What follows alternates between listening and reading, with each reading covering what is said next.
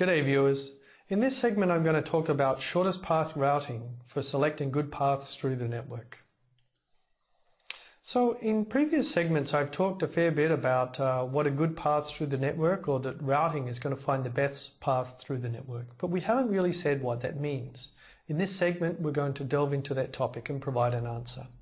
And the answer we're going to provide is going to assign costs to links and use the notion of shortest paths as a way of defining what a good path is. Let me go into that in a little more detail. So we would like routing to find best paths or good paths. Well, what are they? It really depends on what you, the network operator, want. And there are many different possibilities here. You might want a good path to have low latency because this would avoid a circuitous route. There's no need to sort of go from the west coast to the east coast and back if you could avoid it. On the other hand, if you had a different kind of network, we might want paths which had high bandwidth. You might want to avoid any kind of slow or low bandwidth links because this way you would fit more traffic through your network. Depending on exactly how you paid for your network too, you might want to avoid expensive links. Maybe you'd want to avoid cellular links of some kind, for instance, just because you had some budget on them and you were going to have to pay a lot of money if you used them too much. Or you might want to minimize the number of hops that packets went through the network, because in some way that would reduce the volume of switching that goes on, and if you're lucky, maybe some of your equipment. These are all different possibilities. Now, there's actually, while it might seem like I've admitted pretty much everything here, there's a class of best that we've actually ruled out here that I haven't mentioned, and that is to do with hotspots.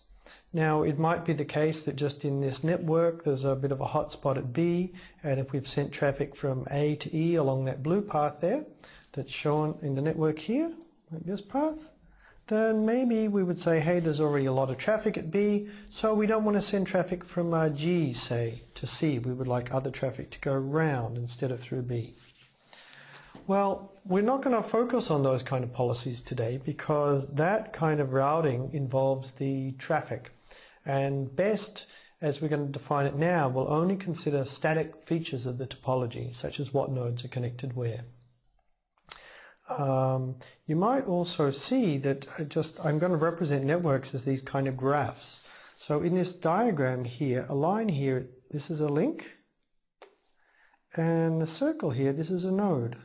Previously I had a little icon or a picture for some of these things, but often for routing it'll suffice just to call it a dot and give it a label like a name, like A through G. Okay, so best could be all of these things. This is a little bit too complicated. What can we do? With shortest paths we come up with an approximation which can represent many of these factors roughly. And what we will do is make a cost function so that we'll be able to compute the cost of different paths, and we'll choose the path which has the lowest total cost to be the best path. By assigning the costs in different ways, we'll be able to capture some of these different factors. Now, often we'll call the lowest cost path the shortest path. This is what you would get if you assigned the cost function to be the distance. And since this is a common choice in large ISP networks, what I will tend to do is I'll be a little sloppy, and I'll use cost or distance interchangeably, and we'll also use lowest or shortest interchangeably, so don't be too confused about that. The way shortest paths will work is we'll go through these three steps. First of all, we will assign to every link a cost or a distance, and we'll do that to capture the factors we care about. It's literally distance if we wanted to minimize the latency through the network. If you made it all 1, you would minimize the hops through the network if every link was 1. If you cared about bandwidth, you might assign fast links low costs and slow links higher costs, because that way if we take the lowest cost, we'll tend to prefer the faster links. At any rate, you assign a cost to a link, and the operator does this. This is policy. And then we simply define the best path through the network between every pair of nodes as the path through the network that has lowest total cost or is shortest. And if we turn up any ties in that process and a couple of different paths have an equal cost, then we're just going to randomly break those ties and pick a path Whatever we pick out of those ones, since it will have lowest cost, it'll be good. It will be best according to our definition. Well, let's see some examples to see how shortest paths work. Here I have a picture on the right of a fairly complicated looking network topology. It's that graph from before where the lines represent links and the nodes represent different equipment kinds of icons. And what you can see I've added here is I've added a number on every link. This is the cost of using the link which I've assigned. In this diagram, all of the links are bidirectional and they have the same cost in either direction. It's possible to extend all of these models to networks that have links which are not bidirectional and which have unequal costs in either direction, even when they are bidirectional. But we're going to ignore all of this, and in the networks we'll look at, we'll have bidirectional links with equal costs. Okay, so the task here is to find the shortest path from node A to node E through this network. What's it going to be? In this segment, we're going to solve problems like this simply by inspection, and later we'll see algorithms which will work this out. Now, just looking at this network, I see different possibilities here. I mean, there's a node directly here from A to E. That could be good. That has cost 10. Well, actually, I can see I can do a little better than that if I go through here. If I go A, B, E, that has cost 8. That's lower, so it's a shorter path. It's best. Is this the shortest possible path? Well, you should have a look at for a moment and see if you can come up with anything better. There is actually a better path through this network. Hopefully you've worked it out, and now I'm going to draw it in for you. It's this path, A to B, B to C, and C to E. That has cost 4 plus 2 plus 1 is 7, and that's the shortest path on this graph. I've cleaned up this diagram a little bit and retraced it over, and you can see it there. And I've also listed just the costs or the distance function for some other paths that you might think of. Here was our AE, that was 10. We also discarded ABE is 8. We did slightly better than that. You might also come up with some other paths just looking around, but they'll turn out not to be better. For instance, ABFE, this path, has cost 9. No, not quite so good. Or you could imagine doing something going a little further around looking for something better. ABCDE costs 10. Nope, and everything else is getting longer. So the other one is definitely the shortest path. So now we know what a shortest path is. The interesting thing about these shortest paths, which we're going to use as part of our routing algorithms to compute these things, is that the paths have what's called an optimality property. And the optimality property is that if you have a shortest path, any subpath of it is also a shortest path. That's kind of handy, actually. So in one shortest path, there are actually many different shortest path segments we found. So for instance, our path ABCE is the shortest path. Okay, well that means I actually found a lot of other shortest paths. AC is the shortest path, sorry, ABC, that first segment. CE is the shortest path. BCE is also a shortest path, and so on. Now, you can actually reason fairly easily to see why these must be shortest paths. The reason, for instance, that BCE is the shortest path, if ABCE is the shortest path, is imagine for the moment that I could find a better path than BCE. Well, if that was the case, I would simply use a different route to reach E by taking that path and stapling the A to B bit on front of it. And then I would have a better path from A to E.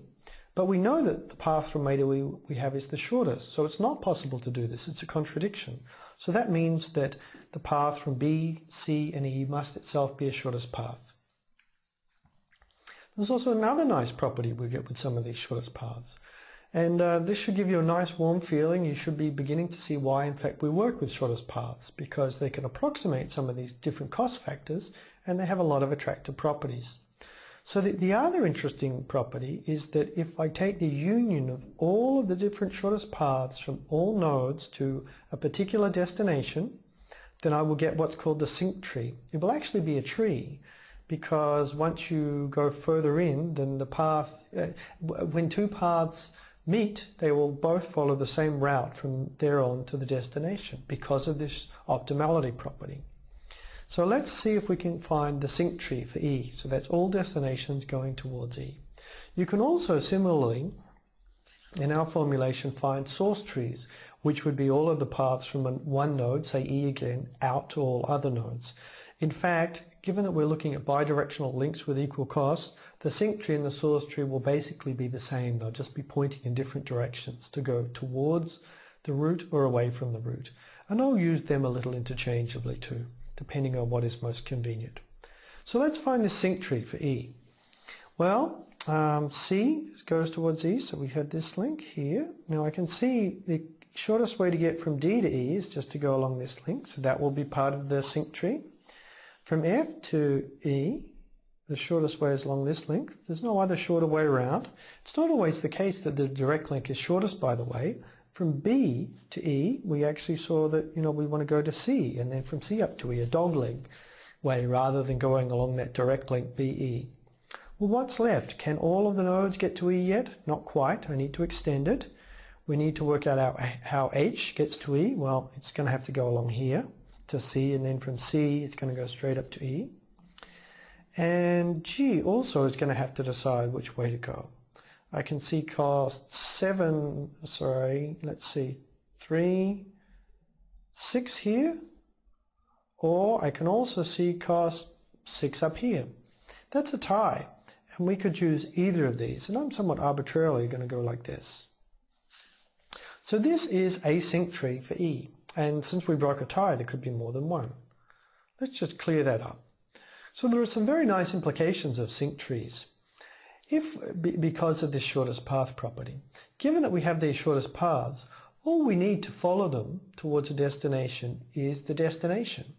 The source that they came from is irrelevant. So you can see here once I get to node C, I'm going to then go onwards to E. It doesn't matter whether the packet came from H, or whether it came from B, or whether it actually came from A. Once it gets to C, it simply follows the same remainder route to E, and so all we need to do is look at the destination. That's fairly simple. What's more, each node only needs to work out the next hop to send it to. In this graph, we can sort of see how we might send the whole path, but really all A needs to know, for instance, is that it needs to send it to B rather than directly to E, and then someone else like B will carry it further onwards. This leads to a notion of a forwarding table for a node. We assumed that there were forwarding tables to do IP forwarding. At a node, the forwarding table is going to list the next hop for every single destination. So that's going to allow us to forward a packet because we'll know the direction to send it in by simply looking at the destination. You can see this will fit well with shortest path routes. It may be that if we compute shortest path routes, we will actually know a lot more about the routes through the network than simply the next hop. As I was saying, in this diagram, we know the whole path that you're going to take from a node to the destination. But we're not going to need that for forwarding, and so we might distill a forwarding table out of the routing table and ignore information we have. So far, we've just been using inspection to look at these graphs and find out which way to go with the sync trees. In the next segments, we'll look at how you can compute these paths yourself, or rather the nodes can compute it themselves by using well-defined algorithms.